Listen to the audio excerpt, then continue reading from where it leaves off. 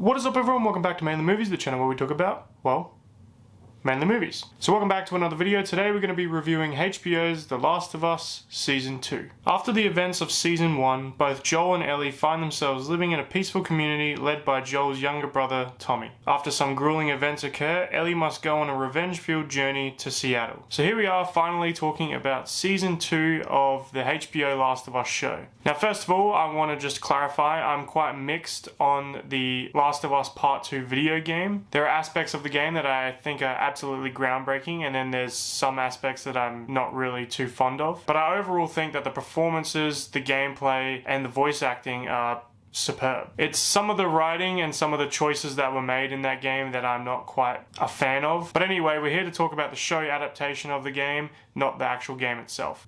And I guess just like the game, there are a lot of things that I'm not a big fan of in this season. But we'll talk about some of the things that I did like. First of all, episodes 2 and 6 are very good. They are the standout of this season. But before I get into anything, this video is going to contain spoilers, so there's going to be a timestamp right here that's going to take you to my overall rating, just in case if you haven't seen it and you are still wanting to watch this season. But anyway, with that out the way, episode 2 has a very big change from the game. It has some similarities to the game, but the big change is they made this big siege on the town Jackson. Great big horde of infected charge the walls of Jackson, and there's this big battle sequence, and it's very intense. Tommy takes on a bloater. Like it's a very well done sequence, and it's a massive step up from the premiere, the first episode that we got, which was kind of a slog to get through, and directly after watching season 1 it just kind of like it just declines a lot. So then to bring it back up with episode 2, that was kind of good. But also in episode 2, Joel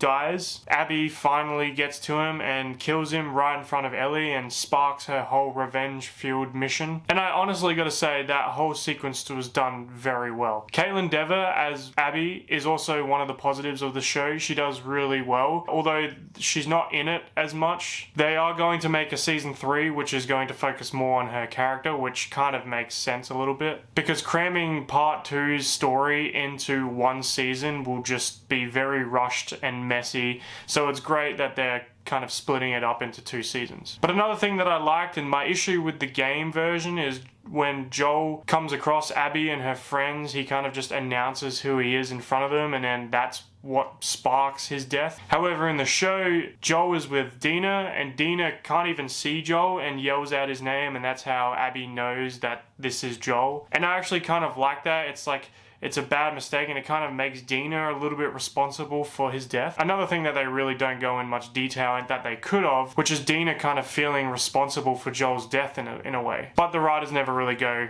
too far with that, so yeah. Just like the siege, they never really go much in detail with that. The episode after episode 3, it starts with like a kind of like a voting or like some sort of like courtroom drama situation where they're voting on who's going to go get revenge for Joel's death and who's going to stay and clean up Jackson and whatever, which is something that I really liked. I just wish they focused more on it. And they kind of just forget about what happened to Jackson. They might do something with it in season 3, but so far they haven't really done anything with it, and Jackson is just left in shambles, and that's all we know. But another thing that I really liked about season 2 was Jeffrey Wright's character. His character's only in the game for a very short time, but his character in the show is very menacing, and they're kind of setting him up to be like a villain, because season 3 we all know is going to make Abby look like the good guy, and we're going to understand her story more. So I feel like the story needs a villain, and that's how they're kind of setting up Jeffrey Wright's character. I could be wrong, who knows, they could try and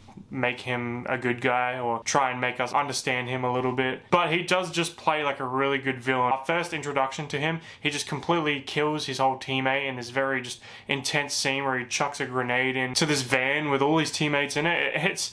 It's insane, and I really like just how they set up that character. But unfortunately, that's all I can really say that I liked about season 2. It has a lot of issues, mainly due to its writing. I mean, you've probably seen the internet going crazy about the "I'm gonna be a dad," line that was just completely unnecessary and takes you out of the scene. That whole episode was just poorly written. That was the worst written episode. I think that was episode 4. In that same episode, they go to like a TV station thing, whereas in the game, they go to the TV station, but they actually learn information in there before the enemies show up. You as the player has to take them out and get out of there quick. It's this big action sequence, and it actually makes sense in the game. Whereas in the show, they go there and they don't really learn anything, and then 30 seconds later, people show up. Ellie struggles to take out one guy and almost dies if it wasn't for Dina. So already they're not like kind of physically portraying her as very, you know, strong or nimble or being able to carry herself. And then they just break a window and escape and leave, and it kind of feels like a very pointless scene. And that's all in the same episode. I just really did not like that episode. I'm pretty sure it was episode 4. It just was not good. And speaking of Bella Ramsey, I mean, that's everybody's criticism with this show. I completely understand. She was fine in the first season. She had moments where she felt like Ellie from the video game, and then there was moments where she kind of gave her own little interpretation to the character. But overall, I wasn't really upset with her in the first season. In the second season, however, she doesn't really kind of make you feel like she wants revenge. I don't know, all the situations she's in, she never feels like she takes them completely seriously. It's a very weird portrayal of the part 2 Ellie, and that could just be the writers. They're just giving her material that just isn't working. But I also think just looks wise, she just does not fit the part for specifically part 2 Ellie. But I do think she's a very good actress. I've nearly finished Game of Thrones, and her character is great in that. She does give like a pretty good performance in that show. It's just season 2, the material they've given her is just not good. Her portrayal of Ellie is just very, very sarcastic and a little bit too kind of whimsical and jokey, which she shouldn't be in the situation she's in. The game portrays Ellie as very serious. Once Joel dies, the game becomes super bleak, and Ellie just becomes just mad with rage and revenge, and that's the whole point of that game. You just never feel it with Bella Ramsey's portrayal of Ellie. And another thing, which I kind of mentioned in my season 1 review, they changed the cordyceps virus to like a STEM system, which, like I said, it was completely fine in the first season because I thought they were going to do something creative with it. But then they had an episode where they give us 2 characters who we've never seen before explaining what spores are, and then they only use it for the one scene, and they had to bring spores back, and it kind of feels very rushed, and it's almost like they wrote themselves in a corner because that character has to die by the spores. So they quickly brought it back, which kind of just makes me think, why didn't you just keep spores in the first place? It would have made the bloaters a little bit more threatening, because now they have a ranged attack like in the games.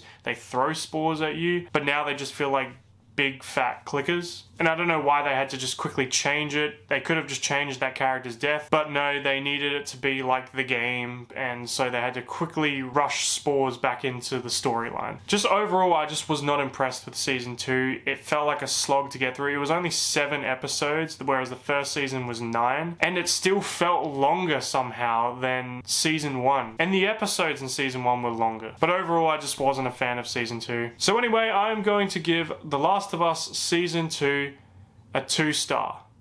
I was hoping they were going to be able to convince me to like the part 2 storyline, but they really didn't. If anything, they're making it worse than the game. It makes me kind of appreciate the game a little bit more, so I guess it kind of did that. Like I said, there was a couple of things that I did like, but overall, it just was a very poorly written, poorly executed season. Anyway, guys, thank you for watching the video. If you enjoyed the video, please leave a like and subscribe, and I hope to see you guys in the next one. So stay tuned. I'll see you guys next time.